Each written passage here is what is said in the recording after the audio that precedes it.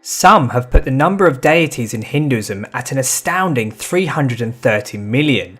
Among them we have powerful male figures, different goddesses, child and even baby forms of the divine. We have a whole array of animal deities, elephants, monkeys, cows and birds.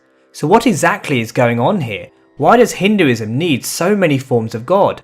Why not just one, or at least a trinity to manage the faith? Despite what some preachers say, Hinduism has no commandment which prohibits God having a form. God is not limited to one founder or text born thousands of years ago. He is here and now, ever available to those who ardently seek him. Sanatana Dharma understands that the truth lies far beyond what the mind can grasp. But at the same time, this one God, one reality, one personality can be revealed in any number of ways. If there is one thing we can conclude from creation, it is that God loves diversity. No two people are exactly the same. There are millions of species of life, and there are endless stars and galaxies. The vast array of gods and goddesses are indicative of the infinite nature of divinity. In Hinduism, there is an inherent appreciation that although God is unknown, he possesses endless qualities and attributes. These attributes are portals to another realm. They are realities that we can participate with. They are energies that manifest, and above all, they are actual personalities that we can love and adore. We must understand that ultimately Hindus are not looking to just survive God, to avoid damnation and attain eternal pleasures. Instead, they are looking to rise to a higher state of consciousness and know the truth, to know God himself. However, depending on the individual's spiritual development, they will approach their chosen deity in different ways. For many, but not all, the different forms of the divine are beings that help them get on in life. For example, Ganesha, the elephant-headed deity, is renowned as the remover of obstacles and is often venerated first before any event to ensure success. He is known as Buddhi Vinayaka, the one who grants wisdom. By worshipping and engaging with him, we are invoking the power of discrimination, the power to see good from bad and overcome any difficulties in our life.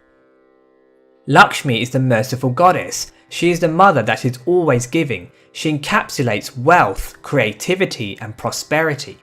By praising and gaining her blessings, we actively participate with that reality. We invite affluence and fortune in our life. For Hindus, the presence of God can also be revealed through nature. The great rivers that provide water and sustenance are deified as goddesses, like the Mother Ganga. The cows that provide milk and sustain farming practices are also venerated as sacred. There are even mountains like Arunachala in Tamil Nadu and Govardhana in Vrindavan which are seen as holy because of the great events which have taken place there. Hindus are comfortable seeing divinity in everything and everyone. The masters and scriptures have declared that with the right vision, we can perceive and worship God in every situation. The question is not where is God, but rather where is God not? The different deities have been seen by the masters and delivered to the masses. But people often wonder why these revealed forms are the way they are. In each deity we find numerous postures, limbs, weapons and ornaments. For the devotee, there are endearing features that add to their beauty. They are praised in songs and poetry, but they are also deeply symbolic. For instance, Shiva is often depicted in a meditative pose with eyes half open, showing that he is detached from the ways of the world. His body is smeared with ash from the crematorium, showing how he has mastered death. Between his eyebrows he possesses his third eye, the inner eye of wisdom which perceives the truth beyond this material world. He is decorated in serpents which stand for his absolute mastery of the ego and all negativity. The varied imagery, however, is not meant to just be superficially decoded.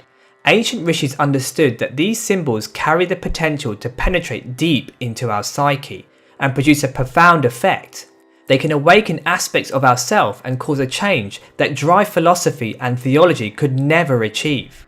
Along with each deity we find a whole body of literature, often in the Puranic scriptures. There are various stories showing their different pastimes. We read about how they conquered demons, rescued those in distress, and bestowed blessings to their devotees. We can look at these in different ways. For some, they are actual real events to get absorbed in and enhance their devotion. For others, they are deeply symbolic, holding powerful life lessons. Whereas some minds might insist on such stories being either fact or metaphorical, Hindus are very comfortable accepting both views at the same time, an idea we will be exploring in the next video. Although Hindus will often approach the different deities for material benefits, the highest goal is to realize the divine's presence within and know God in truth beyond the mind and physical existence. To do this, one has to nurture one's bhava, or emotional connection. Without this bhava, we will never sincerely be able to connect with God. Simply worshipping and performing rituals in a dry, mechanical way will not open the gates to the supreme reality. It is a deep, sincere connection that pulls God to reveal himself through the deity. The devotional traditions acknowledge that every individual sees things differently.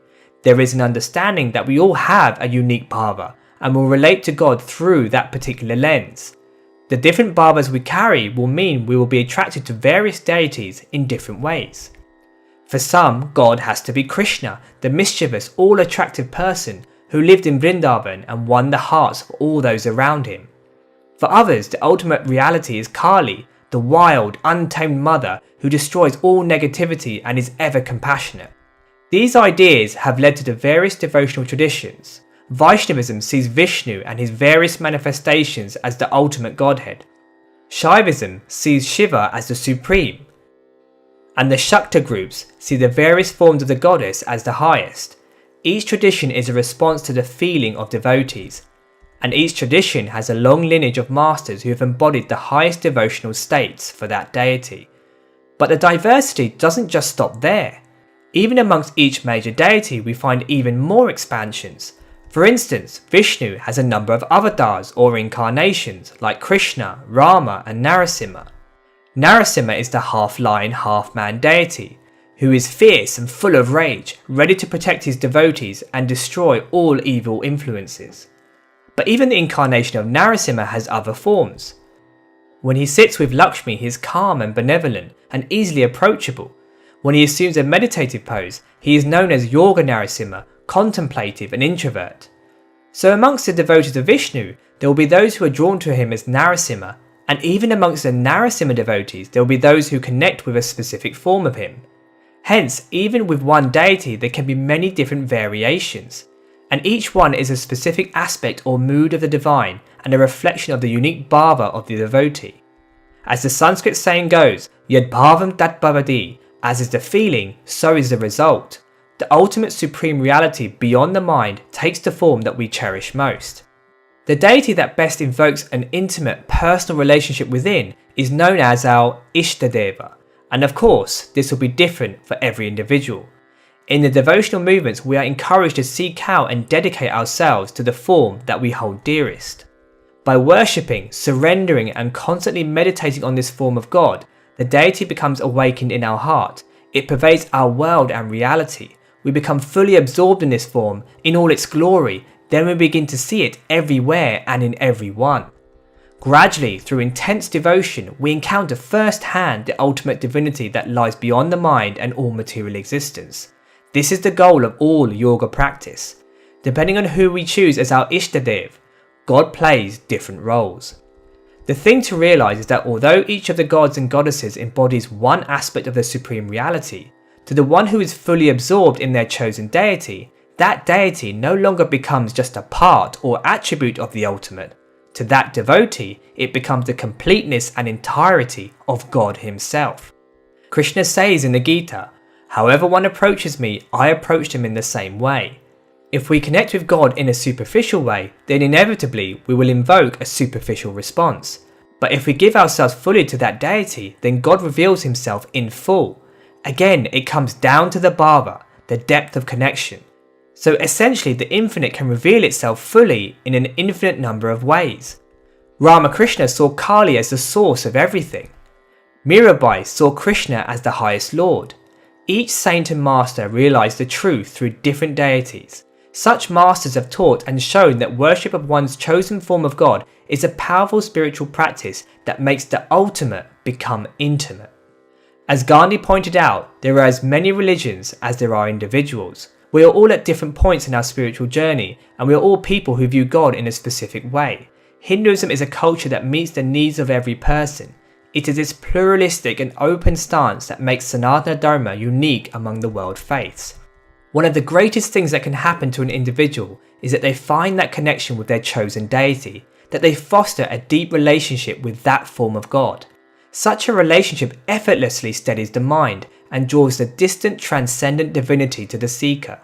As the great devotional masters have shown, in the depth of that connection lies the secret of life, the secret of who we are and the secret of who God really is. Many thanks for listening.